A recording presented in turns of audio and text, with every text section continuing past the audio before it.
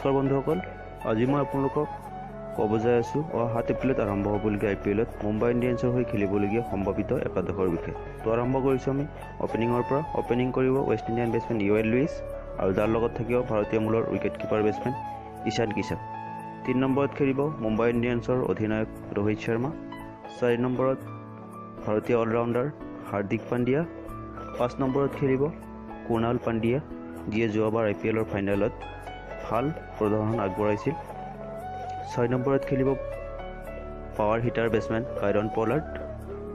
7 নম্বৰত খেলিব সূৰ্য কুমাৰ যাদৱ, যিয়ে যোৱাবাৰ IPLত কলকাতা নাইট ৰাইডাৰ্ছৰ হৈ খেলিছিল। 8 নম্বৰত খেলিব ৰাহুল চাহাৰ, ভাৰতীয় মূলৰ অফ স্পিনাৰ হয়। 9 নম্বৰত খেলিব Pat Cummins, Australian fast bowler. 10 নম্বৰত খেলিব জসপ্ৰীত বুমৰাহ, ভাৰতীয় মূলৰ ফাষ্ট বলাৰ।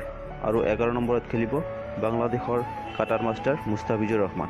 এয়া হৈছে আমাৰ সম্ভাৱিত একাদশ। আপোনালোকৰ সম্ভাৱিত একাদশ কমেণ্ট বক্সত জনাব বুলি আশা ৰাখিলোঁ। ধন্যবাদ।